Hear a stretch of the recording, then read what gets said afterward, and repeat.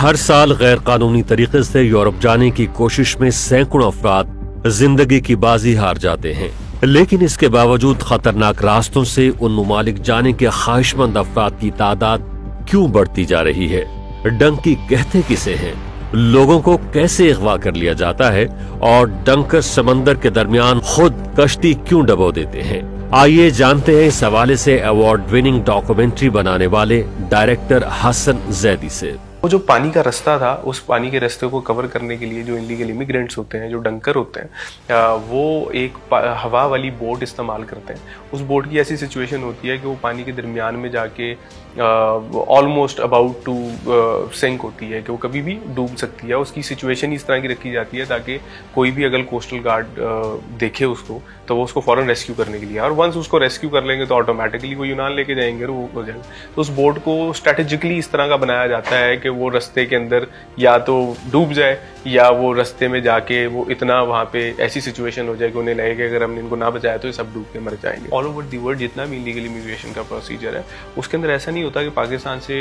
जो बंदा आपको बाहर भेज रहा है, आपसे उसने जो भी एक्स अमाउंट जो रिक्वायर की है वो आपके साथ नहीं जा रहा, तो वो आपको फ़ोन कॉल्स के ऊपर उसके आगे छोटे छोटे सब एजेंट्स हैं। एक एजेंट है जिसका काम है कि उसने ईरान पाकिस्तान बॉर्डर क्रॉस करवाना है, तो वो अपनी उस सर्विस के पैसे लेकर वो बंदे आगे भेज के अपने पिछले पैसे क्लियर करके उसका काम ख़त्म है। अब उससे आगे एक एजेंट है जिसने उनको तेहरान तक लेके जाना है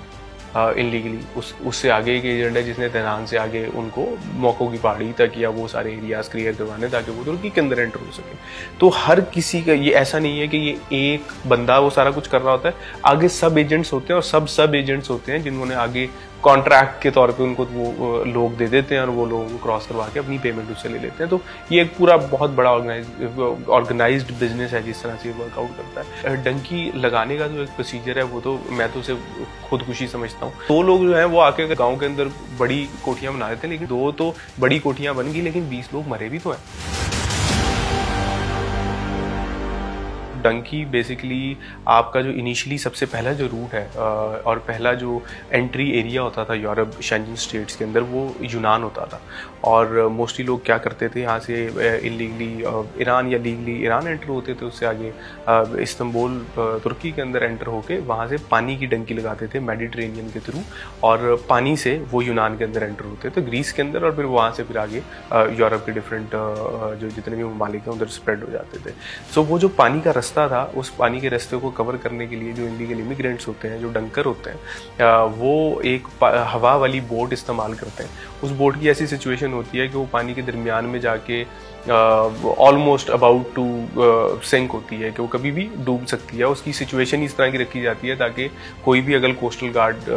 देखे उसको तो वो उसको फौरन रेस्क्यू करने के लिए, और वंस उसको रेस्क्यू कर लेंगे तो ऑटोमेटिकली वो यूनान लेके जाएंगे और वो हो जाएगा। तो उस बोट को स्ट्रेटेजिकली इस तरह का बनाया जाता है कि वो रास्ते के अंदर या तो डूब जाए या वो रास्ते में जाके वो इतना वहाँ पे ऐसी सिचुएशन हो जाए कि उन्हें लगे कि अगर हमने इनको ना बचाया तो ये सब डूब के मर जाएंगे। तो उस वो रबड़ बोट्स होती हैं, उसके अंदर हवा भरी जाती है। तो उधर से बेसिकली एक स्लैंग वर्ड बना डंकी। कुछ लोग आपको यूरोप में गेम भी कहते हुए मिलेंगे कि हम गेम पे जा रहे हैं। तो बट ओवरऑल जो जहाँ तक मेरी रिसर्च है उसकी इस वर्ड की वो यहाँ से ओरिजिनेट हुआ कि रैंसम की जो अमाउंट रिक्वायर की जाती है वो अगले मुल्क बेचाने के लिए नहीं की जाती, वो तो उसकी जान उस वक्त छुड़वाने के लिए की जाती है सेफ हाउस से। ठीक है, वो कहते हैं उसको सेफ लग गई है, तो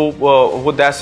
सेपरेट स्टोरी। उसके अंदर वो रैंसम तो उसको जिंदा रखने के लिए बेसिकली वो रैंसम देते हैं कि हम इसको यहीं पे लीबिया में छोड़ देंगे अगर आप इतने पैसे भेज देंगे तो। ठीक है, दूसरी चीज़ ये कि जैसे आपने बात की तो पाकिस्तान से या ऑल ओवर दी वर्ल्ड जितना भी इलीगल इमिग्रेशन का प्रोसीजर है, उसके अंदर ऐसा नहीं होता कि पाकिस्तान से जो बंदा आपको बाहर भेज रहा है, आपसे उसने जो भी एक्स अमाउंट जो रिक्वायर की है वो आपके साथ नहीं जा रहा, तो वो आपको फ़ोन कॉल्स के ऊपर उसके आगे छोटे छोटे सब एजेंट्स हैं। एक एजेंट है जिसका काम है कि उसने ईरान पाकिस्तान बॉर्डर क्रॉस करवाना है, तो वो अपनी उस सर्विस के पैसे लेकर वो बंदे आगे भेज के अपने पिछले पैसे क्लियर करके उसका काम ख़त्म है। अब उससे आगे एक एजेंट है जिसने उनको तेहरान तक लेके जाना है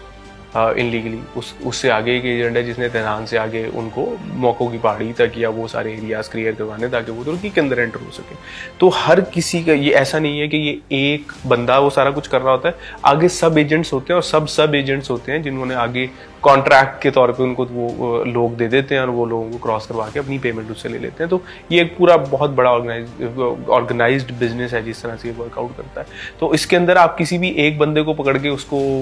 नहीं कर सकते। हाँ, अगर आप पाकिस्तान वाले को पकड़ते हैं या कुछ इस तरह, वो कहाँ से किस तरह से सारी चीज़ें प्रोसेस हो रही है नॉट, उसको देखा जा सकता है, बट वो ट्राई टू अंडरस्टैंड ये सिर्फ एक बंदे का काम नहीं है, एक पूरे नेटवर्क का काम है, और जो नेटवर्क ऐसा है जो इंटरनेशनली ऑपरेट कर रहा है। डंकी लगाने का जो एक प्रोसीजर है वो तो मैं तो उसे खुदकुशी समझता हूँ, लेकिन उस सारे प्रोसीजर के बावजूद जो लोग यूरोप में पहुँच जाते हैं, जब मतलब कि मैं अपनी रिसर्च का एक छोटा सा एक्सपीरियंस आपके साथ शेयर करना चाहता हूँ कि जब आप कोटला की तरफ जाते हैं, कोटला गुजरात की तरफ जाते हैं, तो आपको एक लाइन नज़र आती है कोठियों की,